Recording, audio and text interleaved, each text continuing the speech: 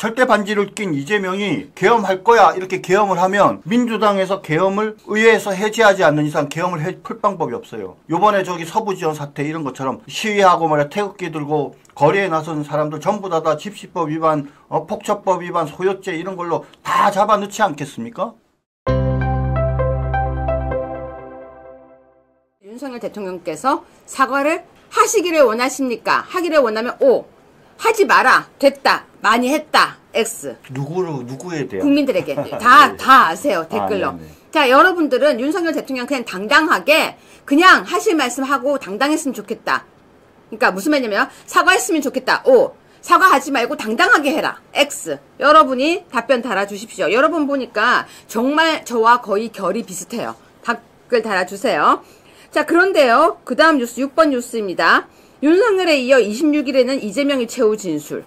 그러니까 결국 정 변호사님, 네. 25일에는 윤 대통령이 최후 진술, 26일에는 이재명이 최후 진술이네요. 네. 근데 하는데 지금 예상이 그렇잖아요. 이재명은 최후 진술을 26일 날 하는데 판결 선고는 뒤로 갈 수 있는 3월 거죠. 말경쯤으로 예상을 하고 있잖아요. 네. 한 달쯤으로 걸릴 거다. 왜냐하면 네. 법원은 보통 불구속 사건인 경우에는 결심을 하면 한 달 정도, 많으면 한 달 반 정도 후에 선고를 하거든요. 그러니까 이재명 지금 최후 진술을 26일 날 하면은 3월 한 말경쯤, 빨라야 3월 말경쯤에 선고를 할 거다라고 예상을 한단 말입니다. 네. 근데 윤석열 대통령은 다 뭐라 그래요? 옛날 노무현이는 14일, 박근혜 대통령은 11일밖에 안 걸렸다. 그렇기 때문에 아마 3월 11일 전후에서 선고하지 않겠느냐. 이런 식으로 다 예상을 하잖아요. 그러면 결론은 뭡니까? 그렇죠. 윤석열 대통령에 대한 탄핵 선고가 바로 이재명에 대한 항소심 판결 선고보다 한 2주 정도 앞에 선고될 것이라는 거죠. 근데 거듭 말씀드리지만 제가 보기에는 만약에 윤석열 대통령에 대해서 탄핵이 기각되면 너무나도 당연히 얘는 법정 구속까지 아니더라도 집행유예가 당연히 확정될 거고, 그렇지 않고 거꾸로 만약에 탄핵되는 혹시 그런 불미스러운 상황이 벌어지면 2주쯤 있다가 이재명 사건에 대해서 저는 무죄 날 수도 있다고 생각해요. 자, 여러분 지금 정 변호사님 말씀하시잖아요. 이재명 사건 눈치보기다 하는데 제가 중요한 기사를 가져왔어요. 근데 그 전에 여러분 댓글에 제가 이야기하겠습니다. 여러분 저는요. 여러분이 저하고 제가 왜 비슷하다고 했냐면 저는 박근혜 대통령 사과할 때 그 트라우마가 남아있어요. 박근혜 대통령이요. 사과하니까 걔네들이 뭐라고 했어요? 사과했으니까 우리가 넘어갑시다 했나요? 아니죠. 사과했으니까 뭐라고 했습니까? 고박 그러더니 막 더 많은 진짜 태산 같은 거짓말들을 박근혜 대통령에게 붙였어요. 여러분 사과요? 저 사실 사과하는 거 되게 반대예요. 왜냐고요? 사과하면은 사과한 걸 알아들을 귀가 있는 사람한테는 사과해도 되는데요. 사과 잘못하면 뭐라는지 아세요? 거봐 니네 그렇잖아 이렇게 되거든요. 아니 사과 혹시 하거나 유감을 표하면 이렇게 진정성이 없다 또 이러지 않겠어요? 네, 그뿐이 아니라 사과했으니까 잘못했잖아 이렇게 할 수 있어요. 맞습니다. 아무튼 저는 여러분 내일 윤석열 대통령 내일 당당하시기를 바라요. 사과하고 특히 아까 임기 단축을 왜 합니까? 거국내각은 누구 좋으라고? 여러분 저랑 생각 똑같죠? 똑같으면은 좀 맞다라고 좀 댓글 좀 달아주세요. 근데 사실 저는 윤석열 대통령한테 꼭 원하는 건 하나 있어요. 뭐요? 국민 앞에서 네. 앞으로 계엄 안 하겠다. 라는 정도의 약속은 해주셨어요. 근데 아마 우리 국민들은 또 이런 얘기도 할걸요? 이런 계엄은 여러분도 좋아. 아마 제가 이렇게 얘기하면 사람들이 또 저보고 계엄을 옹호한다고 할지 모르겠는데 저 사실 많이 들은 얘기예요. 이런 계엄, 이런 계몽령은 수도 없이 많이 해. 이런 얘기를 정말 많이 들었었어요. 무슨 얘기냐면 이 정도 안 했으면 우리가 공수처가 이런 줄 알았겠어? 헌재가 이런 줄 알았겠어? 검찰이 이런 줄 알았겠어? 법원이 이런 줄 알았겠어? 우리법연구회가 이런 줄 알았겠어? 우리법연구회가 뭔지라도 알았겠어? 마동탁 아니고 누구죠? 이름이 마은혁? 네. 마은혁이 그런 줄 알았겠어? 문대행이 그런 줄 알았겠어? 여러분 그쵸? 저랑 지금 얘기 똑같죠? 저도 이 정도까지인 줄은 몰랐어요. 저요? 솔직히 마은혁 몰랐어요. 저 문대행이 누군지 몰랐어요. 그런 사람 관심 없었어요. 거기다가 저랑 생각 같으면 같다고 좀 얘기 좀 해주세요. 뿐만이 아니라 우리법연구회 저 솔직히 관심 별로 없었어요. 저 진짜 양심에 손을 얹고 우리법연구회 관심 없었습니다. 왜? 전 살짝 비껴간 그 시대거든요. 그래서 그냥 그렇구나. 그냥 그런 사람들이 모여 있구나 이랬는데 저 이번에 알게 된 거 맞아요. 저 이번에 알게 됐습니다. 저 고백할게요. 저 이번에 제대로 알게 됐어요. 그리고 영장 쇼핑요?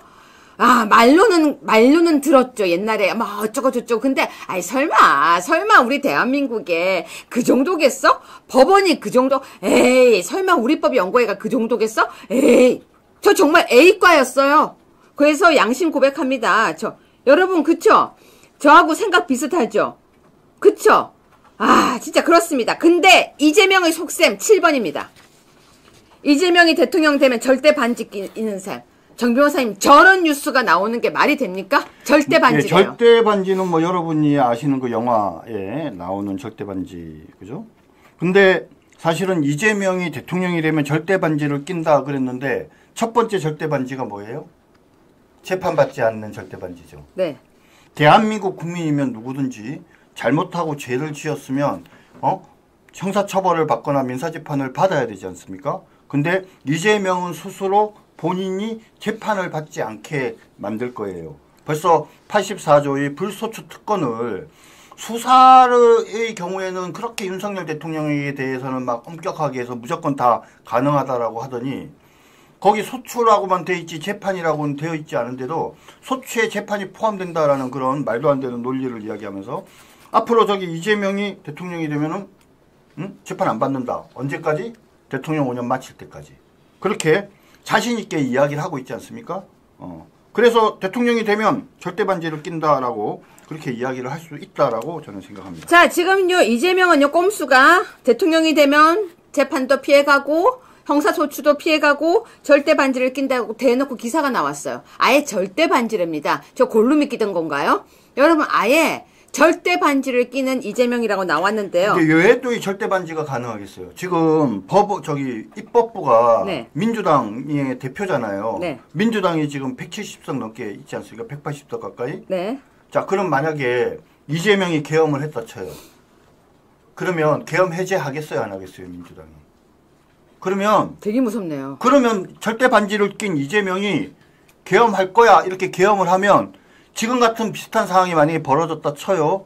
그러면 민주당에서 계엄을 의회에서 해제하지 않는 이상 계엄을 풀 방법이 없어요. 남은 유일한 한 방법이 뭡니까? 국민들이 들고 일어나가지고 4.19와 같은 그런 어떤 상황 1987년 60항쟁과 같은 그런 상황이 만들어져야 되는데 그럼 얘네들이 뭐라 그러겠어요? 법이 있는데 법에 위반됐다. 그러면서 요번에 서부지원 사태 이런 것처럼 시위하고 말이야 태극기 들고 거리에 나선 사람들 전부 다 집시법 위반, 폭처법 위반, 소요죄 이런 걸로 다 잡아넣지 않겠습니까? 그래서 사람들이 말입니다. 이 이재명이 대통령이 되면 대한민국이 바로 북한과 같은 사회가 될 거다라고 그렇게 우려하는 이유가 단순한 우려가 아닌 거예요. 지금 보면은. 자, 그런데 8분 뉴스예요. 이재명의 중도 잡기에 반응하냐. 중도서 뛰자. 자, 중도라고 이야기를 하니까 갑자기 민주당 지지율이 올라갔대요. 무슨 얘기냐면 여러분, 사람들이 이재명이 내가 중도 보수예요. 그 한마디 하니까 갑자기 지지율이 올라가는 거예요. 어이가 없지 않아요? 9번 뉴스 보실래요? 김종인이요. 이재명 현실 감각 굉장히 투철. 대통령 되면 어느 정도 능력을 발휘할 거다. 김종인까지 나서가지고요. 이재명이 대통령이 되면 능력을 발휘할 거야. 이렇게 말도 안 되는 얘기를 하는데요. 10번. 바로 이 뉴스 때문에 권성동이 엄청 두들겨 맞았습니다. 권성동. 북송금 사건 주범이 중도 보수니 하며 정체성까지 사칭. 이재명. 문정부보다 더 좌편향. 잠깐만. 이 뉴스가 아닌데. 이렇게 말을 했거든요. 그런데 권성동이요. 이재명이 대통령이 되면 이런 말을 했는데 그거는 이따가 제가 있다. 28번.